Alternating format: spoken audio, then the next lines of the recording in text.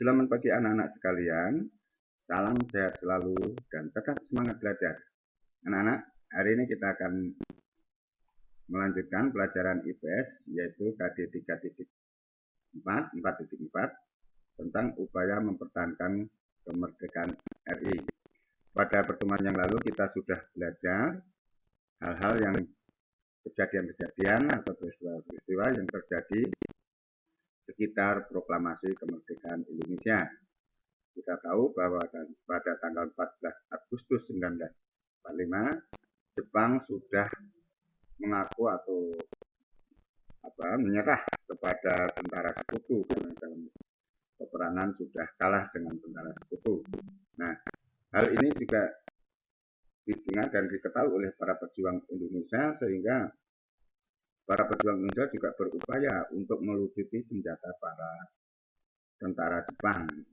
Nah, tentara Inggris didatangkan oleh sekutu ya sebagai perwakilan sekutu yaitu pada tanggal 15 September 1945 itu mendarat di Jakarta dan pada tanggal 25 Oktober 1945 mendarat di Surabaya. Tujuan yang ditugaskan kepada tentara Inggris atau pasukan Inggris yang sebagai wakil sekutu sebenarnya adalah yang pertama adalah untuk melucuti senjata tentara Jepang. Yang kedua, membebaskan para tawanan tentara Jepang. Ya, ini maksudnya seperti pasukan Belanda atau orang-orang Belanda yang ditawan oleh Jepang atau orang-orang Eropa yang ditawan oleh Jepang pada waktu penjajahan Jepang. Nah, dan yang ketiga adalah untuk memulangkan tentara Jepang ke negaranya. Nah, itulah sebenarnya tugas dari tentara Inggris sebagai perwakilan dari tentara sekutu. Namun kedatangan tentara Inggris tersebut diboncengi oleh pasukan Belanda, yaitu tentara Nica, ya, yang bertujuan untuk menjajah kembali Indonesia. Nah, hal tersebutlah yang membuat kemarahan rakyat Indonesia sehingga para pejuang lalu melakukan perlawanan terhadap tentara sekutu. Nah, salah satunya yaitu terjadinya peristiwa 10 November. Peristiwa 10 November dipicu dari pertama kali terjadinya insiden Tunjungan. Insiden Tunjungan itu terjadi pada tanggal 19 September 1945 ketika arek-arek Surabaya menyerbu Hotel Yamato dan merobek bendera Belanda yang berwarna merah putih biru. Kenapa itu dilakukan? Ya tentu saja marah para pejuang yang ada di Surabaya karena melihat kembali datangnya Belanda dan berani mengibarkan bendera di Hotel Yamato tersebut, maka diserbu dan dirobek benderanya itu ya, karena sudah mengibarkan bendera artinya ingin kembali lagi menguasai Belanda atau mengakui bahwa Belanda ingin menguasai lagi Indonesia. Nah, kejadian tersebut juga akhirnya memicu pertempuran-pertempuran atau perlawanan-perlawanan dari rakyat Surabaya oleh arek-arek Surabaya untuk melawan tentara sekutu. Nah, perlawanan arek Surabaya tersebut juga mengakibatkan terbunuhnya pimpinan tentara Inggris yang bernama Brigadir Jenderal Maladi pada tanggal 30 Oktober 1945. Nah, hal ini menimbulkan kemarahan besar kepada pasukan Inggris. Maka pengganti dari Brigadir Jenderal Maladi ini, yaitu Brigjen Mansfield, ya, kemudian mengeluarkan ultimatum, ya, yang berisi agar rakyat Surabaya, para pejuang Surabaya, itu menyerahkan diri dan juga meletakkan senjata. Ya, harus menyerahkan senjatanya. Kemudian suruh berkumpul di lapangan yang telah ditentukan dengan mengangkat tangan di atas kepala. Ya. Ultimatum tersebut diberi batas pada sampai jam 6 pagi tanggal 10 November 1945. Tetapi ultimatum tersebut ditolak keras ya, ditolak mentah-mentah ya oleh para pejuang Indonesia, rakyat Indonesia tidak mau ya untuk menyerah begitu saja atau menyerah kepada pasukan sekutu, sehingga hal tersebut ya menimbulkan kemarahan dari pasukan Inggris, dan pada tanggal 10 November 1945 pasukan Inggris melancarkan serangan besar-besaran ke Surabaya. Hal ini tentu saja dalam kondisi perang saat itu kurang imbang persenjataannya ya, karena pasukan Inggris ya sebagai anggota pasukan sekutu itu memiliki persenjataan yang sudah lebih lengkap, sedangkan para pejuang dan arek-arek Surabaya hanya melawan dengan senjata seadanya, hasil rampasan dari senjata-senjata Jepang dan juga menggunakan senjata-senjata tradisional yang dimiliki. Nah, sehingga hal tersebut menimbulkan korban yang sangat besar ya dari para pahlawan arek-arek Surabaya dan para pejuang Indonesia yang melawan tentara sekutu yang diwakili Inggris tersebut ya. Tapi semangat para arek Surabaya itu tidak pernah pantang menyerah ya.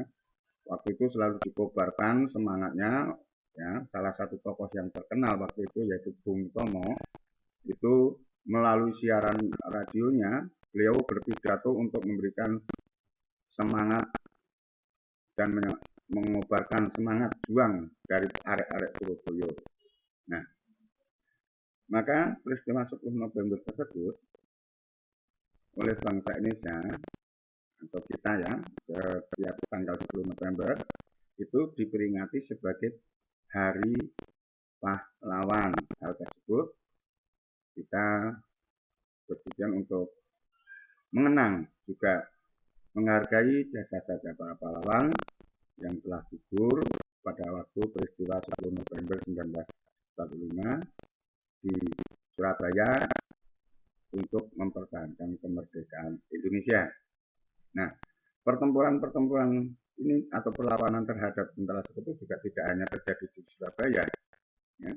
Contohnya terjadinya peristiwa Bandung Lautan Api. Nah, apa sih yang menyebabkan terjadinya peristiwa Bandung Lautan Api ini? Ya, yaitu ketika bulan Oktober 1945 tentara sekutu memasuki kota Bandung, tentu saja diboncengi oleh Belanda ya. Nah, pada tanggal 21 November 1945 tentara sekutu memberikan ultimatum ya agar kota Bandung bagian utara dikosongkan dari pihak Indonesia selambat-lambatnya tanggal 29 November 1945. Namun, hal tersebut tidak dihiraukan oleh para pejuang Indonesia. Nah, maka pada tanggal 23 Maret 1946, tentara sekutu mengeluarkan ultimatum yang kedua, itu yang berisi agar kota Bandung bagian selatan dikosongkan. Nah, mengingat untuk keselamatan itu para pemimpin RI ya, yang ada di Jakarta memerintahkan para pejuang untuk meninggalkan sementara kota Bandung Selatan. Nah, sebelum meninggalkan kota Bandung Selatan, para pejuang bersama rakyat Bandung Selatan ya, itu membakar semua bangunan-bangunan dan fasilitas-fasilitas yang ada di kota Bandung Selatan. Nah, maka kejadian tersebut terkenal dengan sebutan Bandung Lautan Api, karena di mana-mana yang dilihat api ya, para pejuang rakyat Bandung Selatan membakar semua itu gedung-gedung, rumah-rumah yang bagus-bagus ya, juga fasilitas yang ada. Apa sih tujuannya? Ya, tujuannya supaya pasukan sekutu dan Inggris serta Belanda tadi yang datang itu tidak dapat menggunakan fasilitas yang ada di Bandung. ya untuk markas mereka, karena mereka ingin membuat markas di Bandung. Maka oleh para pejuang dan rakyat Bandung dibakar semua gedung-gedung dan sebagainya agar tidak dapat dipakai lagi. Nah, pertempuran-pertempuran juga terjadi di tempat lainnya. Salah satu contohnya ada juga adalah pertempuran Ambarawa. Nah, pada pertempuran Ambarawa ini yang terjadi pada tanggal 26 November 1945, pasukan PKR, ya, salah satu dari pimpinannya yaitu yang bernama Letkol Isdiman gugur ketika melawan tentara sekutu.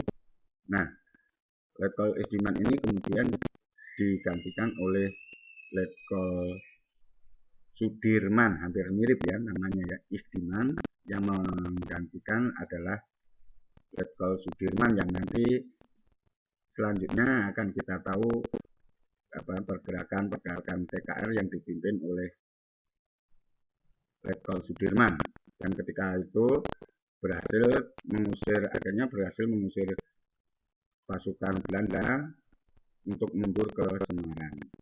Nah, selain melalui perjuangan dengan senjata atau dengan pertempuran tersebut, juga dalam mempertahankan kemerdekaan Indonesia dilakukan juga melalui diplomasi, ya, jalur diplomasi.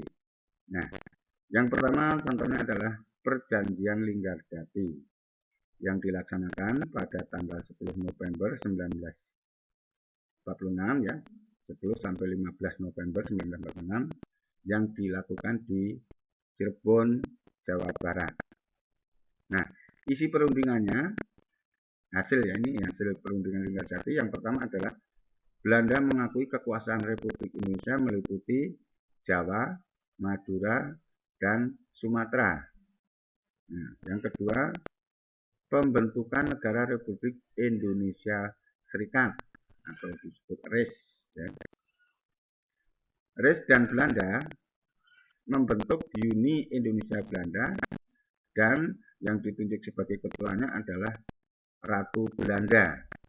Nah, beliau ini adalah PM Sultan Syahrir, ya, Perdana Menteri Sultan Syahrir ini merupakan wakil dari Indonesia dalam Perjanjian Linggarjati, dan dari Belanda diwakili oleh Haji Van Mook.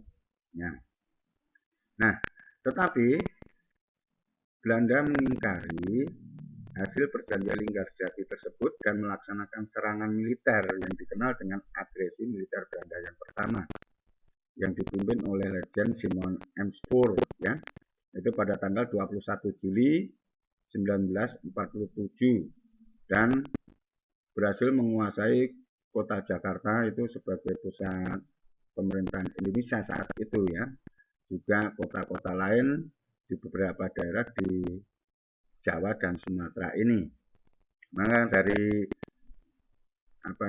agresi militer Belanda yang pertama tersebut, karena Jakarta dikuasai oleh Belanda, maka pemerintahan RI, pusat pemerintahan RI atau RIS waktu itu, ya, dipindahkan ke Yogyakarta. Nah, selanjutnya diadakan Perjanjian Renville.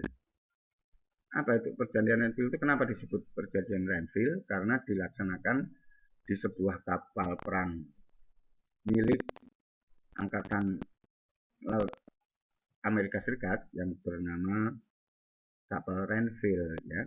Nah, wakil dari Indonesia pada waktu itu diwakili oleh Amir Syarifuddin, dan dari Belanda diwakili oleh R. Abdul Qadir Wijoyo Atmojo. Hasil dari Perjanjian Renville ditandatangani 17 Januari 1948, yaitu antara lain Indonesia harus mengakui wilayah-wilayah di Jawa dan Sumatera yang tadi, ya, yang dikuasai oleh Belanda pada agresi militer Belanda tersebut, ya. Terus pasukan TNI harus ditarik dari wilayah-wilayah kekuasaan Belanda tersebut, ya, seperti kota-kota yang sudah disebutkan di atas. Nah, maka Maka dari akibat perjanjian Renville ini, wilayah Indonesia tentu saja semakin sempit. Ya. Nah, tetapi Belanda memang niatnya untuk menguasai Indonesia lagi. Dari hasil perjanjian Renville ini diingkari lagi ya. Nah, itu dengan melaksanakan agresi militer Belanda yang kedua, yaitu pada tanggal 19 Desember 1948. Ya. Belanda melaksanakan serangan persenjataan ya dengan militer, maka disebut dengan agresi militer Belanda yang kedua. Ya. Dengan memulai penguasaan yaitu penyerbuan terhadap pangkalan udara Meguwo yang sekarang kalau kamu tahu itu yang pernah ke Jogja, yaitu pangkalan udara Adi Sucipto itu ya. Kenapa? Ya karena pusat pemerintahan waktu itu ada di Yogyakarta. Ya. Jadi ibu kota RI saat itu ada di kota Yogyakarta. Nah, ketika itu Insinyur Soekarno sebagai presiden dan juga Wakil Muhammad Hatta itu ditangkap oleh Belanda dan diasingkan ke Bangka. Ya. Maka Insinyur Soekarno memerintahkan Menteri Kemakmuran yang bernama Mr. Sarifuddin Prawinagara yang kebetulan waktu itu sedang berada di Bukit Tinggi Sumatera Barat. Apa yang beliau sampaikan? Yaitu karena Yogyakarta dikuasai oleh Belanda, maka Mr. Sarifuddin ini diperintahkan untuk membentuk pemerintahan darurat Republik Indonesia. Nah, maka waktu itu kemudian dibentuklah PDRI atau Pemerintahan Darurat Republik Indonesia yang berpusat di Bukit Tinggi Sumatera Barat oleh Mr. Sarifuddin Prawinagara. Nah, perlawanan oleh tentara TKR, ya, waktu itu masih TNI, masih TKR namanya ya, itu di sekitar Yogyakarta, Jawa Tengah, ya, itu dipimpin oleh Panglima Besar Jenderal Sudirman yang tadi pengganti Letkol Istiman tadi ya, sekarang sudah mendapatkan gelar Panglima Besar Jenderal Sudirman. Ya, beliau walaupun dalam kondisi sakit, ya, ditandu kemana-mana, tetap gigih memimpin pasukannya untuk melawan Belanda yang terkenal dengan siasat perang gerilya. Nah, perlawanan ini juga tidak hanya dilaksanakan oleh pasukan yang dipimpin oleh Jenderal Sudirman ya, tapi oleh banyak juga oleh para pejuang-pejuang lain. Nah, salah satu juga kejadiannya yang peristiwa yang sangat penting yaitu peristiwa serangan umum 1 Maret 1949 yang dipimpin oleh Letkol Soeharto.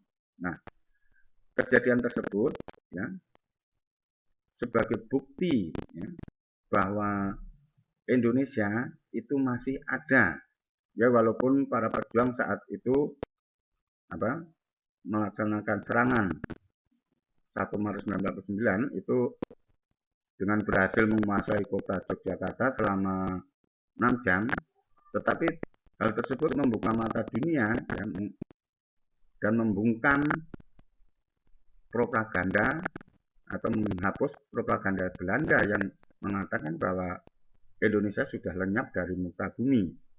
Ya, tetapi dengan adanya keberhasilan serangan umum 1 Maret 1949 tersebut membuktikan bahwa Indonesia ternyata masih ada. Nah, untuk selanjutnya maka dari Badan Dunia kemudian diinstruksikan untuk Belanda untuk menghentikan penyerangannya, kemudian akan dilaksanakan perjanjian untuk KMB ya. Tapi sebelumnya diadakan perjanjian Romroyen. Kenapa disebut perjanjian Romroyen? Ya, karena diambil dari nama perwakilan delegasinya ya, itu dilaksanakan di kota Jakarta ya, di Hotel Des Indes ya, yaitu pada tanggal 14 April 1949 yang difasilitasi oleh United Nations Commission for Indonesia ya, dan hasilnya ditandatangani pada tanggal 7 Mei 1949. Nah, ini adalah wakil dari Indonesia yang bernama Muhammad Rom, dan ini adalah wakil yang dari Belanda yang bernama Dr. Jan van Rooyen. Maka perjanjian tersebut dikenal dengan perjanjian Rom-Rooyen. Nah, isi perjanjian dari Rom-Rooyen yaitu pertama, pemerintah Indonesia akan dikembalikan ke Yogyakarta. Yang kedua, Indonesia dan Belanda akan mengadakan perundingan atau yang dikenal dengan konferensi meja bundar. Nah, kita lanjutkan ya. Nah, ini adalah peristiwa konferensi meja bundar, yaitu pada tanggal 23 Agustus sampai 2 November 1949, yang dilaksanakan di kota Den Haag, Belanda. Nah, wakil Indonesia pada waktu itu dipimpin oleh Dr. Andes Muhammad Hatta. Dari pihak Belanda dipimpin oleh Mr. Van Marseveren, dan dari pihak UNCI ya itu diutus Thomas Kingston Wesley itu untuk mengawasi perundingan meja bundar tersebut. Ya. Thomas Kingston Wesley ini berasal dari negara Australia. Ya. Nah, hasil dari KMT ya, yang akan dilaksanakan penandatanganan pengakuan kedaulatan RIS atau Republik Indonesia Serikat yang akan dilaksanakan pada tanggal 27 Desember 1949 di dua tempat penandatangannya, yaitu di Den Haag dan di Jakarta. Nah, penandatanganan di Den Haag dari pihak Belanda dilakukan oleh Ratu Belanda yang bernama Ratu Juliana, dan dari Indonesia diwakili oleh Ketua Delegasi Indonesia yaitu Dr. Andes Muhammad Hatta. Sedangkan penandatanganan di Jakarta dari pihak Belanda diwakili oleh Lowing, dan dari pihak Indonesia diwakili oleh Sri Sultan Hamengkubuwono IX.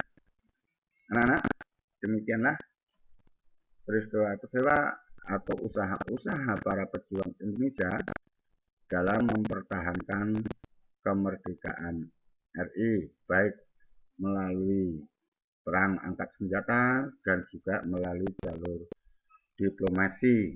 Ya. Sekian pelajaran hari ini, dan terima kasih. Selamat belajar, semoga Tuhan memberkati.